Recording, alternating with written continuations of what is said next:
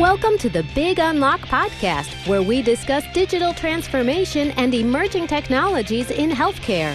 Hear some of the most innovative thinkers and leaders in healthcare and technology talk about how they are driving change in their organizations.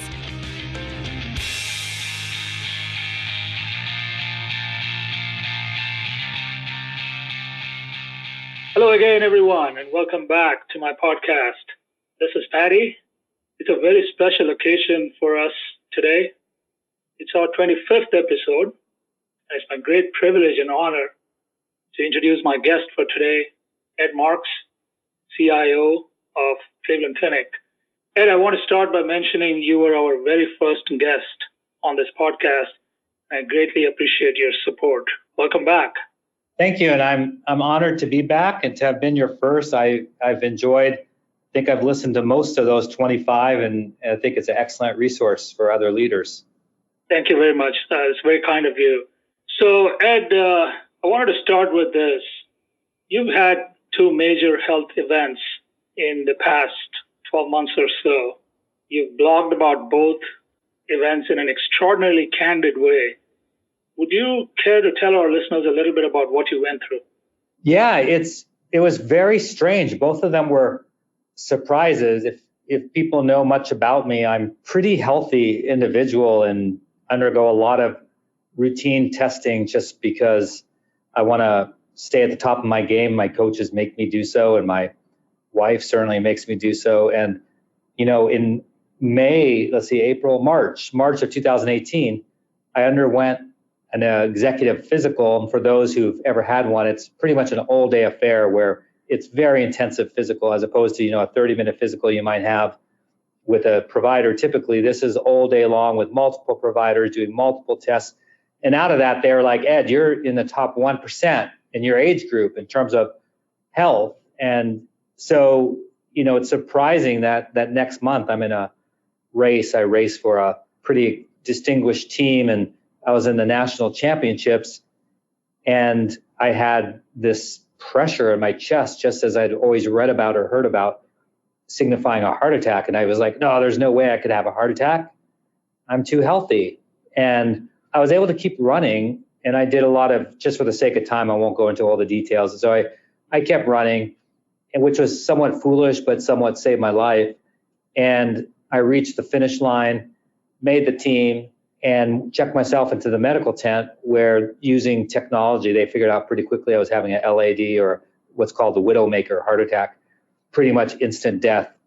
And thankfully, I was still able to breathe and my heart was still partially functioning. So I got taken to a hospital where they put in a stent, cleared the blockage from my heart, and immediately felt better. And, through digital means, and maybe we'll talk about it in a minute, I was back 90 days later racing in the World Championships. So it was really weird, though, right? Because there was no lifestyle reasons for it. It's completely unexplainable. And so you never know in life, things can happen. So you always have to be prepared, both personally, professionally, and so forth. And then, after a year, I had my year checkup of April 2019. The physician took me off my drugs. They changed my diagnosis from the heart attack because they said that this was just a once in a billion event. There's no heart disease, there's nothing. And so I was pretty happy. And he says, but I'm really concerned about your PSA score. And I said, I'm not concerned about it because I've watched it over the years. My physicians have watched it and said there's nothing to be concerned with, just to keep watching it. He says, no, I would go see someone. So thankfully, working in a health system, I have easy access, and talked to the chair of our urology institute, and he invented this new test a year ago, which is much better than a typical PSA test, has predictive analytic capabilities. And I took it, and the next morning he was sitting in my office at 6:30. I thought, that's not a good sign. And he said, Ed, based on this test, you have an 85% chance of prostate cancer. I was like, what? And so he said, what are you doing now, basically? And I said, whatever you want me to do. And I had a biopsy done and got the results back quickly. And sure enough, I had level 7 prostate cancer. They don't do stages like in typical cancer, but it's a level between 0 and 10. 7 is not good.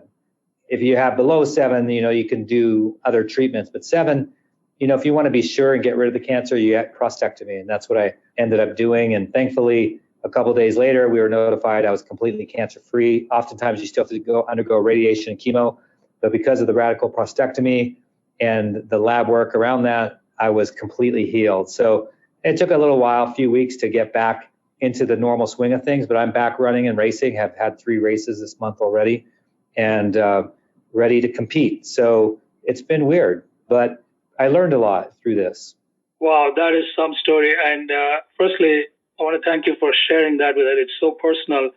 And for our listeners, I also want to mention that you blogged about this extensively in a series that you titled You Have Cancer. And you went into a lot of things. It's not just about yourself, but you talked about the whole system and how it works. You expressed a lot of gratitude for the caregivers. I was astounded at how you managed to track every single individual who was involved in your care, and you mentioned them all by name. So kudos to you, Ed. And again, extraordinary story. And firstly, I'm glad that you're fine, and glad that you're back on our podcast. Yes, it definitely beats the alternative. And I appreciate the fact that, Patty, you were one of very few friends who came to visit me just to say hello and show your support. And, you traveled a great distance to do that, and I appreciate it. Thank you. Thank you. Okay, so you now have a unique perspective of the healthcare experience by virtue of being a patient in one of the leading health systems in the country, where you're also the CIO. So tell us about how you saw the two worlds converging, the world of the CIO and the world of the patient. How did you see that converging during your recent experience? Well, it was pretty amazing, and I'm so thankful to be part of the Cleveland Clinic. I know there's amazing healthcare organizations around the world. I'm glad that in the 2 areas where I had an issue, we're number 1 in the world, cardiovascular and neurology and kidney.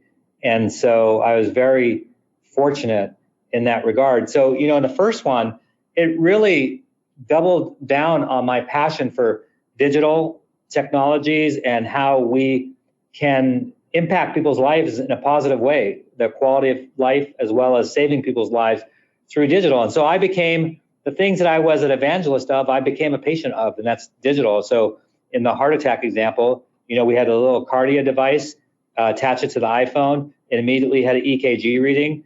That EKG reading was sent to the hospital in a waveform, and they knew immediately what to do, what we needed to do. They then took that image. This was in South Carolina. They knew I was part of the Cleveland Clinic. They sent that image to the Cleveland Clinic. By the time my 5-10 minute ambulance ride was finished and I was about to enter the cardiovascular, the cath lab, the images had been read by Cleveland Clinic, head of cardiology, and as well as, the local very fine interventionalist. And then afterwards, through Bluetooth technologies for anything from pulse through heart rate to blood pressure to weight, everything was transferred electronically, digitally, directly into my record. And as a result, my clinicians were adjusting meds in real time. Normally, you might have a 4-week or 8-week follow-up appointment. They take one blood pressure and then say, oh, maybe we should adjust your drugs. But because this was all real time, they would get alerts all the time, and then they would make adjustments accordingly. And that's what enabled me to get back on my feet so quickly. Like I said, 90 days later, I was competing in the World Championships. So it really makes a difference. And it's the same learning how innovative we are as a culture. So this physician, the chair of what we call GUKI, Glickman Urology Institute, Kidney Institute, he invented this new blood test, to give predictive capability as to the presence of cancer. And so I'm just thankful that I had access to that and I saw it at work. And then, going through the whole OR experience and watching all the safety, all the huddles, I paid a lot of keen attention because I'm exposed to this every day. I participate in huddles every day. And I was very keen and listening in and observing just how we practice what we preach. And then it just, doubled down again on my commitment to evangelism of digital because it saves people's lives, including my own. You mentioned all the ingredients of the ideal experience where data flows freely from one part of the country to another, or I should say one provider in one part of the country to another provider. It flows seamlessly and they're able to, pull it up and make real-time decisions for interventions at the point of care. Yours is an ideal experience. Of course, the healthcare as an industry is still maturing. to reach that same level of consistent experience across the entire healthcare ecosystem. And we'll talk about that in a minute. But, Cleveland Clinic has embarked on an ambitious digital transformation program, which started last year. And I was fortunate enough to be a part of that when I worked with you. Can you tell us how you're defining digital today and where you are in the journey? Yeah, so I can't say that we have an official definition, but the one that I'm putting out there right now and testing the waters with is leveraging technology to produce seamless experiences. So we like to be very short and succinct with what we do. That's 6 words to me that pretty much explains digital, and it is a major emphasis. I believe in our next board meeting, our emphasis will be sort of on our digital transformation, where we are, where we're headed, and having some sort of definition is very helpful. And then we give some additional definition around that, but that's sort of the high level definition. And then the rest of the definition, there's sort of 4 main adjectives, if you will, and these are all surrounded by or supported by, or let me say it this way, the adjectives support our 4 corners of who we are, and that is about the caregiver, about the patient, about the community, and about the organization. So it's all strategically aligned with the organization strategy. So, and digital transformation is key to making our organizational strategy a reality. Right. And my firm's research seems to suggest that most healthcare enterprises are in early stages of digital transformation. In fact, most health systems are pursuing digital as maybe a set of standalone initiatives as part of either a digital innovation program or as a telehealth program. And in some cases, they're simply defaulting to whatever their electronic health record system provides as an out-of-the-box functionality. Very few are taking an enterprise view of the digital strategy and roadmap as you are doing today at the Cleveland Clinic. So firstly, do you agree with the general assessment of the marketplace, and how do you see that changing in the next 12 months? Yeah, I think we're early stages, healthcare typically behind other industries. So what you're seeing is pockets of brilliance as opposed to sort of an enterprise strategy. That's just how things develop and innovate. You think of some new ideas, there's just sort of pop up, and then eventually you get to the level where you start wanting to tie those things together. And then you mature to a point that, rather than taking that approach and having these pop-ups that you try to add, all you're doing is adding complexity by doing that, then you're like, let's take a step back. And I think that's definitely where we are. So we have had pockets of brilliance for years, doing some pretty nifty things, really important things, and I'm glad we did them. And now we've matured to the point of we're taking sort of this enterprise approach to digital transformation, making sure that it's in complete alignment with our overall organization strategy. In fact, if you look at our organization strategy, it cannot happen without digital transformation. It's one and the same. So that's been our approach, but it's a maturing process. I think it's hard to get there right out of the box. It's almost as if in order to push the culture a little bit, for most organizations, you're going to have these pop-ups, these pockets of brilliance that sort of set the standard and say, hey, look, it's okay, it's safe, let's go ahead and move this direction. So I think it's just part of an evolution. It's definitely not a negative reflection on any particular organization. Right. And it's just the current state as it is. You mentioned a little earlier that your one-line simple definition of digital transformation is using technology for seamless experiences. Technology obviously has a very big role to play in digital transformation. However, there is no such thing as an enterprise digital platform, which means that enterprises have to, and digital leaders have to be thinking about building their own digital platforms. What would you advise digital leaders? Yeah, we went through the same thing. It's like, okay, we have these pockets of brilliance, we've got this new strategy for the organization. How do we support that? And I'm a very visual person. I think many people are. And so it took us a few iterations, but we actually, on one slide, created our digital platform. So we basically, again, took those things that are most near and dear to our organization right out of our strategy. And then we said, what is the underlying technology that enables these things?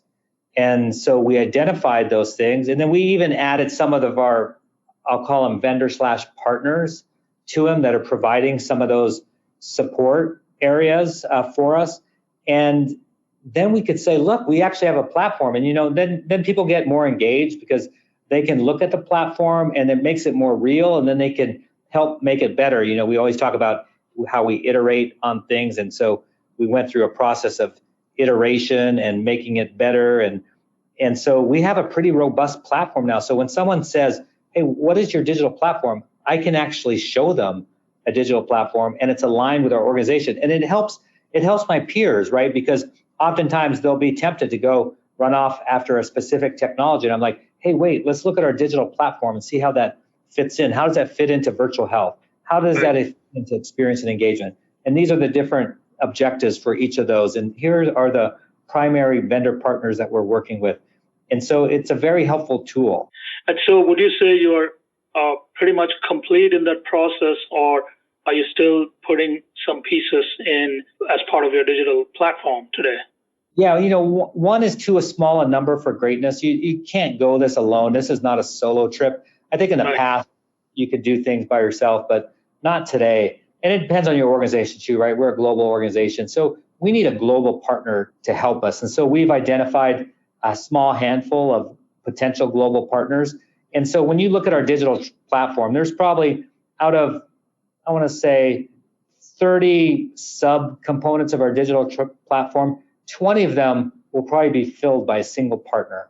And I think that's important because everything's so integrated. I don't want to make things more complex than they need to be. I believe in simplicity. And not only does it increase overall value, but it drives down costs, and it's easy to understand. So it's easy for other members of our organization to understand why we do the things that we do, how they're all interconnected. And then we can leverage, because of the scale of these sort of relationships, you get a lot of benefits. You get a lot of backward investment into your organization. And if you align with the right partner, you can really do wondrous things for your community, or as I mentioned, for us, it's more on a global scale, but you can do wonderful things. And it's almost an ethical imperative that if you have this great product or service, and we believe we do, specifically in healthcare, then we want to share it with as many people that we can in an easy to understand format. And by having a partner, sometimes you can do those things a lot quicker. And I think you provided a good thumb rule, if you will, if you have about 30 components or so that need to go into what you would describe as a digital platform. About 2/3 of those components are going to come from a very small handful of strategic global partnerships, and the rest, of course, you're going to go for best-in-class technologies or very specific technologies, as the case may be. That's a great thumb rule, at least something that people can relate to. Switching topics here, let's talk about the organizational structure for digital transformation. You mentioned earlier on, too, that it's about collaboration. No one can do this alone. It requires teamwork. It's stakeholders within and outside the organization. Again, our research indicates that when it comes to the digital leadership role, there is quite a lot of variation within the healthcare industry. For the most part, digital leadership seems to fall on the CIO today. However, a number of leading systems have also appointed leaders who are dedicated to just that role. And in some cases, they're even coming from outside the industry. So can you comment on this trend? Can you comment on what the emerging trend as far as the org structure is concerned for a digital transformation to be successfully executed by healthcare enterprise? My perspective, for me, I'm less concerned about organizational structure as I am the person filling a particular role. So I think if you have the right CIO, you don't necessarily need to also have a CDO. Now, it really depends on that person. I always say disrupt or be disrupted. So if you're a CIO and you have a traditional mindset, traditional skill set, you're going to be disrupted. And so your organization is probably going to have a CDO, or if not a CDO, other people sort of leading the digital transformation. But there's no reason as a CIO that you can't, be both a CIO and help lead digital transformation. Again, it's a skill set, it's a mindset, and it's really about collaborating with your peers. So that's why I don't really care where it sits. It's really about, you could put me anywhere. It's really about being a collaborative leader, that you collaborate with nurses and physicians and other clinicians and strategy and business development and finance, the whole thing. The second thing I would say is I am very much supportive of individuals coming from outside of healthcare. I think one of the reasons our growth has been retarded is that we've become very insular over the years. And you just look at some of the policies that you see when it comes to hiring, and it says must have 20 years healthcare experience. Why? If healthcare is behind, why do you want 20 years of healthcare experience? I'd rather bring in people and have a good, healthy mix from outside and inside. So maybe get someone from manufacturing or someone from finance or entertainment, some more progressive field, and then have them as part of your team. And that diversity makes for innovation, which makes for digital transformation. So I'm a big believer in pulling people from outside IT, but again, not outside IT, but outside healthcare. Again, though, it's not one or the other. You can be all those things. You can be that CIO that has a fresh mindset, fresh skill set, collaborates, and at the same time brings in people from outside of healthcare into your organization to make it stronger. So you can do all those things. Yeah, that's very well said. Coming to the question of the investments that are required, obviously, digital transformation is a multi-year effort, and there are significant investments that enterprises have to make, and they are making across the board. Now, the significant amount of IT budgets or technology budgets in healthcare are consumed in maintaining legacy environments. And you hear of some of these big numbers, and somebody has to upgrade an EHR system, for instance, or somebody has to upgrade their infrastructure, for instance. A lot of that goes into just upgrading your existing environment, and part of it is necessary because without a state-of-the-art environment, a lot of the digital functionalities can't even be turned on because they just won't work. So how do you kind of trade off between the need for your legacy environment to be refreshed versus the need to invest in future state technologies as well? Yeah, I think there's two things. One is you definitely have to be bimodal. And I'm sure all of us, 90% of CIOs deal with this, where you do have a lot of legacy things that you have to take care of and continue to pay attention to. So it's a common problem, but you can't use that as an excuse. So you also have to be looking forward. And I think about that from strategy and operations. I need to make sure that I've got the right people making sure everything's operating well, and then looking towards the future, and then trying to spread investments the best I can depending on my situation. So you got to operate both. It's not like one or the other. That's definitely a key component. The other thing is to become more and more data driven. So I believe in data over emotions. And so if I can really quantify the need, if I can benchmark myself, if I can really quantify all that we do. So another example, I mentioned a couple already just now, but another one would be what time is spent. It's like, do you do time tracking? And then do you look at the analytics behind that? What time is spent on legacy? What is spent on growth? We talk about run, growth, and sort of transform as our three buckets. And we have an OKR, an objective key result each year that attempts to move 5% of the run into both transform and grow. And so we can show that. And then when we talk with finance or strategy or others about investment and improving IT, we use data now to show, look, in the last 2 years, we've increased our spend into areas of transformation and growth. We've been good stewards.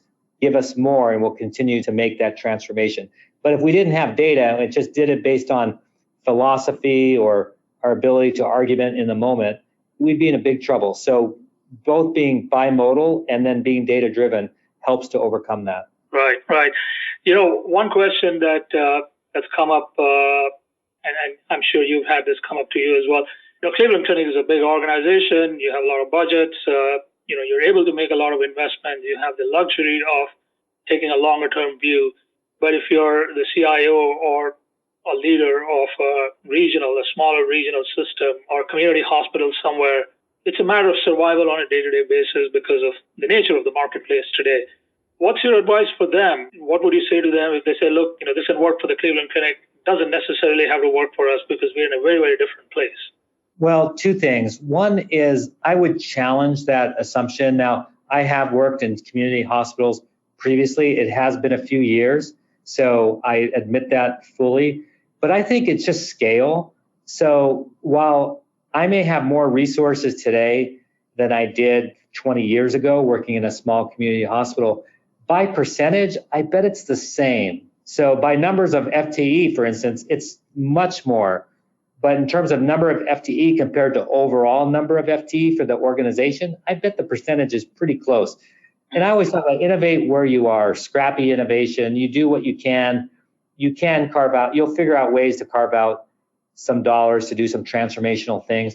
And then you have to prove yourself. And I recall being in a small hospital back in rural Colorado, And we had very limited dollars, but we took a risk. We spent some dollars in a couple progressive digital areas, if you will, and we helped turn around the revenue, the amount of patients we were seeing, the amount of revenue of the organization, and we proved ourselves, and then we got more money. So I sort of challenged the assumption a little bit, although I have deep, deep respect for those who are in that situation and are trying to make a go of it with very, very limited resources.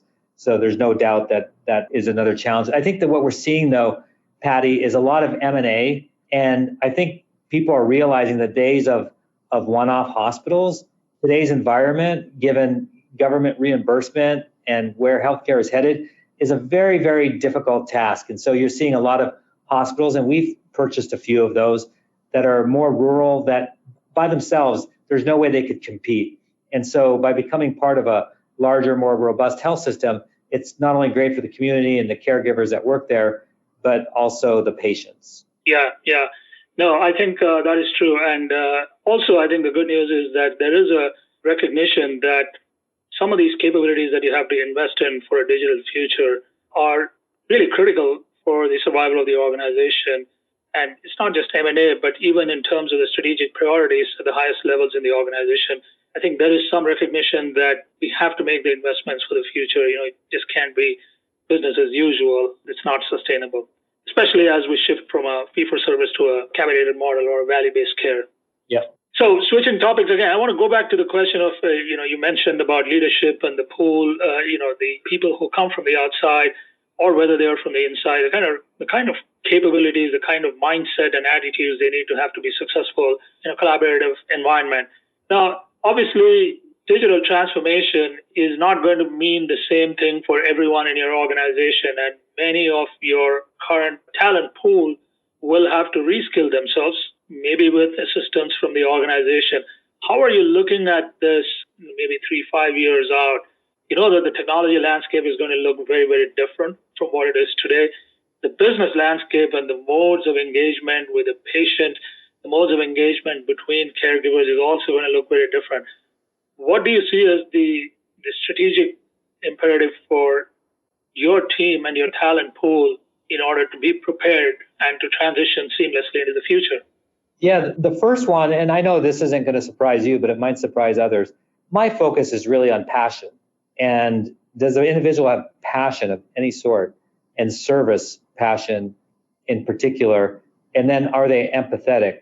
It's really about culture. So if you have these things that are very difficult to teach, if you are passionate about what you do and you want to be the very best database administrator, for instance, or network engineer, that's what you need. Or if your service, like your heart is all about serving others, those are things that are caught, not taught, that are so important to success, because you could have the 10 best database administrators that maybe are clock watchers and not all that interested in what they're doing, what it means, or have 10, let's say average, but who are passionate about what they want to do, are service oriented, have deep care for our patients and providers.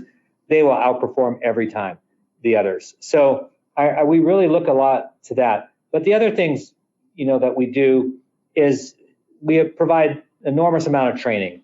So we train our people to make sure they understand the latest and greatest in training, what's out there in terms of technology. We expose people. We have our own internal academy for business technology leadership where they're exposed to more technology. We have rounding. Everyone has to spend a day with a clinician where they're exposed to, this helps both on the soft side that I spoke about, but also on the tech side.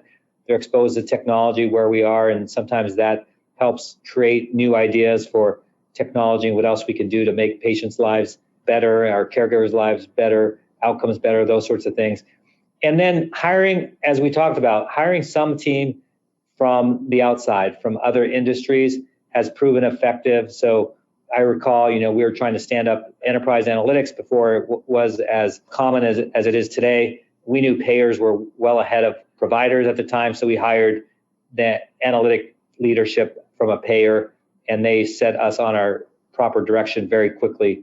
So reaching out to other industries that have more strengths is really key. I think one final idea, Patty, that I would have is that we do these exchanges once a year it's really 2 exchanges. One is with healthcare institution that we respect. The other is with a non-care healthcare institution that we respect. And we spend a whole day with our IT leadership teams together, and we compare notes. What technologies are you using? What are you seeing down the road? And then try to learn from them, and how did they get training on that? How did they learn about what to do with it? So there's all sorts of methodologies. I don't think there's one specific one, but it's really a matter of a healthy mix of all those things. Thank you, Ed. So, Ed, it's been a real pleasure speaking with you again, and you always have a fresh perspective on everything. I appreciate your coming back on the show, and look forward to catching up again soon. Thank you again. Thank you, Patty. We hope you enjoyed this podcast. Subscribe to our podcast series at www.thebigunlock.com and write to us at info@thebigunlock.com.